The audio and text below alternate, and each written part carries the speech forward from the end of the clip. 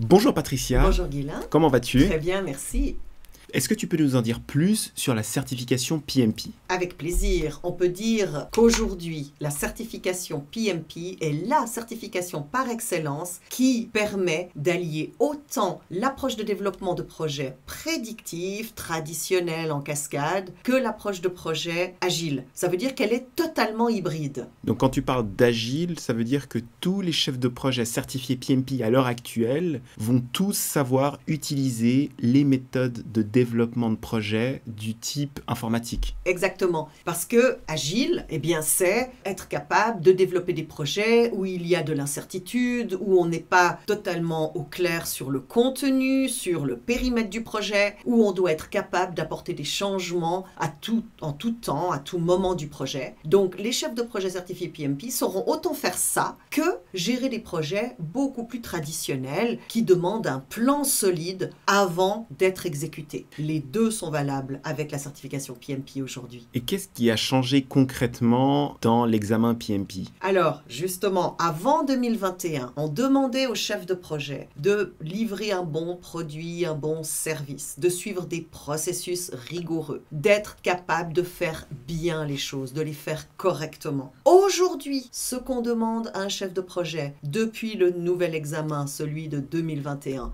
qui ne fait qu'évoluer année après année, c'est d'embrasser le projet dans sa vision globale, d'être capable d'embarquer les parties prenantes ainsi que les membres d'équipe, de les stimuler, de les motiver et de faire les choses justes, c'est-à-dire de prendre les bonnes décisions, d'être capable d'avoir un temps d'avance, d'être capable d'avoir cette vision sur le projet et donc, in fine, d'apporter de la valeur. Si je peux poser la question, quels sont les prérequis pour passer l'examen PMP? Oui, alors les prérequis de base, c'est si on a un titre universitaire, HES, que ce soit en Suisse, maturité plus 2 ans, 3 ans, Oui. ou bac plus 3 par exemple, eh bien c'est 3 ans d'expérience en gestion de projet et c'est vraiment en gestion de projet, c'est-à-dire pas en étant exécutant, mais en ayant vraiment géré le projet, les parties prenantes, les membres d'équipe, en ayant eu une équipe pluridisciplinaire qu'on a guidée vers des objectifs de délai, de budget, de qualité, Ça peut etc. être à titre salarial, par exemple, quand on est dans une entreprise, on a géré un projet, ou ça peut être aussi dans un cadre entrepreneurial. Oui, bien sûr. Si on est salarié, eh bien, il faudra avoir eu cette responsabilité, pas forcément le titre, très important. Certains pensent qu'il faut avoir eu le titre de chef de projet. Non, dans de nombreuses entreprises, on n'a pas forcément le titre, mais on a la responsabilité de gérer des projets. Et ça peut être toutes sortes de projets. Ça peut être des projets industriels, mais ça peut être aussi des projets organisationnels, événementiels et autres. Des projets stratégie digitale, par exemple, aussi. Toutes sortes de projets, des projets scientifiques, bien sûr. Et l'idée, c'est d'avoir été au cœur du projet, d'avoir rassemblé autour du projet, d'avoir fixé des objectifs, d'avoir été capable de mener le projet, anticiper les risques, gérer le budget, gérer les délais, toutes sortes d'éléments. Pas donc exécuter le projet, ça c'est très important. Et c'est donc 3 ans si on a un titre universitaire ou similaire, et sinon, eh bien c'est 5 ans. D'accord. Et quand je dis 3 ans ou 5 ans, c'est sur les 8 dernières années. Très important. Il faut compter son expérience les 8 dernières années et voir si on a 3 ans d'expérience en gestion de projet ou 5 ans d'expérience si on n'a pas de titre universitaire ou similaire. Quels sont les avantages que peut retirer quelqu'un qui passe sa certification PMP? Est-ce que ça en vaut vraiment la peine? Et est-ce que toi, dans un cadre professionnel, dans ta vie professionnelle, ça t'a aidé à gérer des projets dans ton entreprise? Le candidat au PMP, une fois qu'il aura réussi sa certification, va être considéré comme un chef de projet d'excellence. C'est vraiment ce que PMI promeut. Qu'est-ce que ça veut dire? Ça veut dire un chef de projet qui va être capable de prendre les bonnes décisions, d'anticiper, de définir les bonnes approches de développement de projet, qui saura gérer les parties prenantes, les membres d'équipe et plein d'éléments dans le cadre de la gestion de projet. Ce signal qu'il va apporter, c'est le signal d'un chef de projet en qui on peut avoir confiance. Certaines entreprises ne veulent plus engager de chefs de projet qui ne sont pas certifiés parce que la certification leur donne une garantie de sélectionner un chef de projet ou une chef de projet qui a vraiment cette capacité, qui l'a prouvé. Pourquoi? Parce que tout le parcours pour arriver à réussir son examen, c'est un parcours exigeant. Il va falloir passer des étapes de formation. Ces étapes de formation vont demander un engagement. Il va falloir assister aux cours, que ce soit à distance ou en présentiel en fonction, et d'être capable de suivre étape après étape l'ensemble des enseignements, de répondre aux questions d'examen. Ensuite, après le cours, de se préparer à l'examen. Tout cela génère déjà un changement dans la personne, dans le candidat ou la candidate à l'examen. C'est-à-dire que même si la personne ne va pas jusqu'à l'examen, elle aura déjà accompli une certaine transformation en elle, rien que par ces étapes d'apprentissage. Et en général, quand on a suivi toutes ces étapes d'apprentissage, on n'a qu'une envie, c'est de passer son examen. Parce que l'examen, c'est le dernier petit livrable, la dernière petite étape. Donc, une fois toutes ces étapes passées, on passe l'examen. Et là, le signal, c'est comme le feu d'artifice, c'est « Waouh !» J'ai passé toutes ces étapes, j'ai réussi, je suis aujourd'hui un chef de projet d'excellence. Je peux montrer à mon entreprise, à une future entreprise, à même mes clients, parce que la question tout à l'heure était, est-ce qu'on peut le faire sur le plan entrepreneurial? Oui, on peut le faire sur le plan entrepreneurial. C'est un signal auprès de ses clients, comme quoi lorsque nous gérons des projets, nous les gérons avec une méthodologie, avec anticipation, avec une capacité qui est décuplée. Donc voilà les avantages. PMI dit que nombre de chefs de projet ont un salaire nettement plus élevé après avoir réussi leur certification. Est-ce que ça se vérifie partout dans le monde? Ce n'est pas forcément une garantie, mais en tout cas, c'est un très très bon levier de négociation. Quel conseil est-ce que tu donnerais à quelqu'un qui souhaite passer sa certification PMP? Eh bien, d'être accompagné du début à la fin. Voilà le conseil que je lui donnerais. Alors, comment va-t-il utiliser ce conseil? Eh bien, en sélectionnant l'organisme de formation, puisqu'il faut avoir suivi une formation. Il y a 35 heures minimum requises pour passer son examen PMP. L'organisme de formation va devoir l'accompagner du début à la fin. Qu'est-ce que ça veut dire?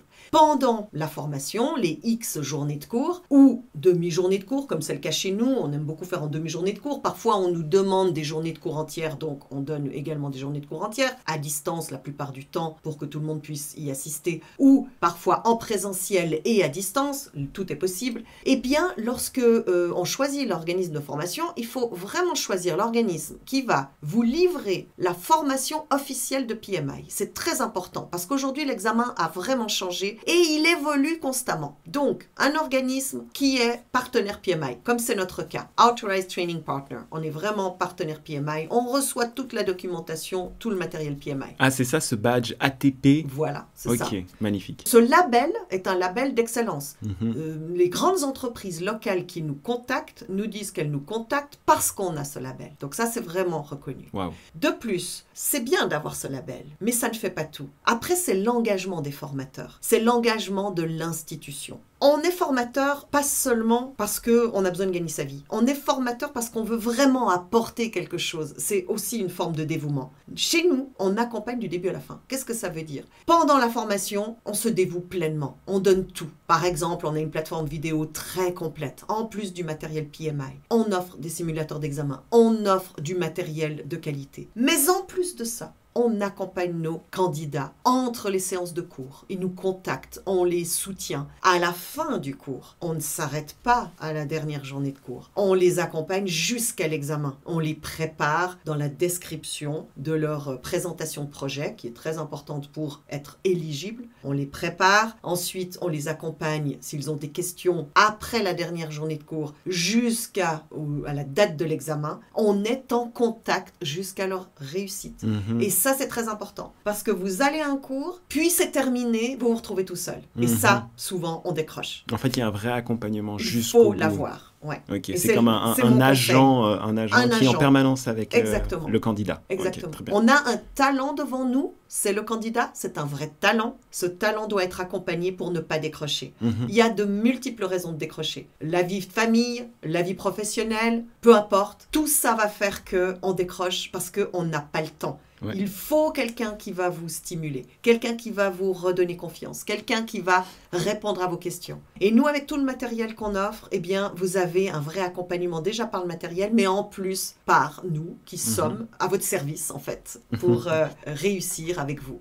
Donc, Toi, tu donnes énormément d'outils aussi, si je comprends bien, les outils pratiques, des logiciels qui permettent de simplifier aussi l'apprentissage.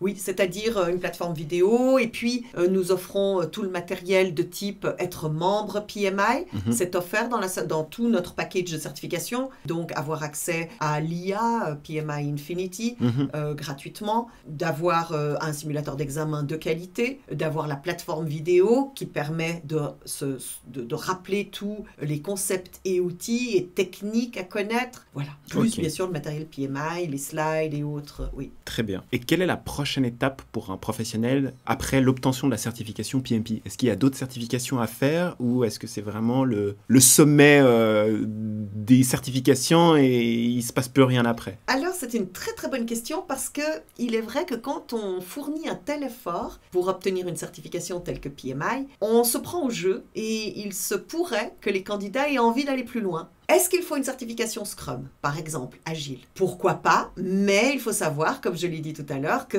PMP, comprend autant l'agilité que le prédictif. Donc, pourquoi pas avoir en plus un label purement agile, donc Scrum? Pourquoi pas?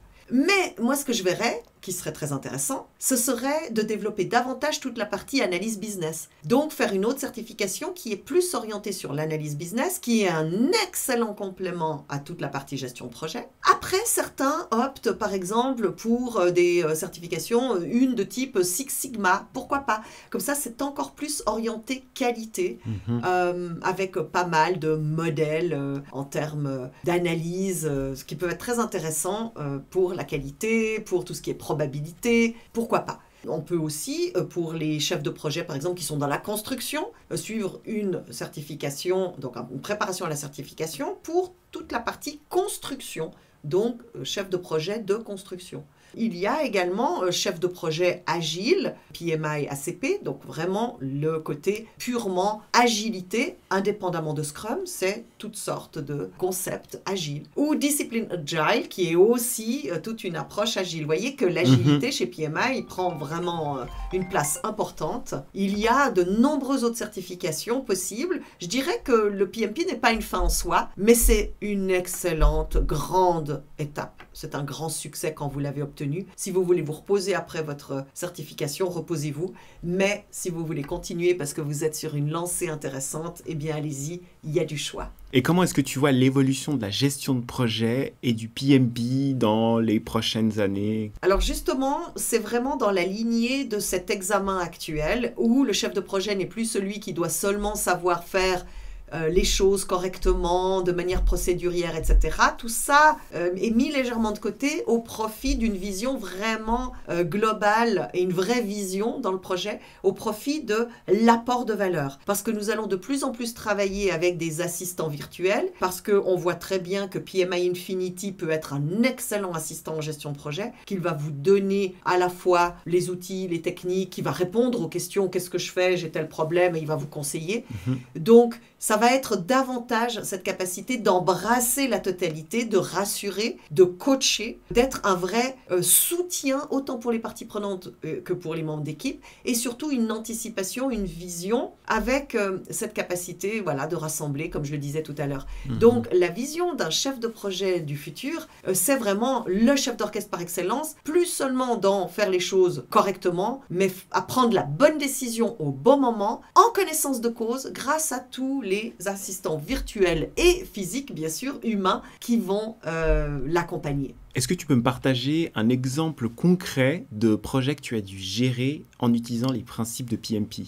Alors, je pourrais parler des projets que nous gérons à l'interne. On développe des applications web, on développe des modèles IA, mais je ne vais pas prendre ces exemples-là. Je vais prendre l'exemple d'un accompagnement de clients dans le cadre d'un projet, dans une entreprise où il y avait environ 2000 collaborateurs. C'était ça à peu près. Et il y avait une 50aine de parties prenantes directement impliquées dans le projet. Je prends cet exemple. Donc, nous devions gérer ce projet. Moi, j'accompagnais le chef de projet. Au début, mon rôle a été d'identifier les objectifs avec le chef de projet, de mettre tout le monde d'accord autour des objectifs. Donc ça a été un point essentiel. Et ça, cette stratégie de projet, elle est très bien décrite dans la certification PMP, elle est très bien décrite dans le cours. C'est-à-dire rassembler autour du projet, faire une roadmap, faire un plan de jalon à haut niveau, etc. On a fait ça, on a bien identifié les objectifs, on a réussi à créer des objectifs mesurables qui ont été validés par tous. Ensuite, il a fallu lancer vraiment la démarche de construction de projet. On a décomposé notre projet, on en a fait des lots de travaux très intéressants et normalement le chef de projet voulait lancer ça sous une forme de développement de projet traditionnel parce que c'est ce qu'il connaissait.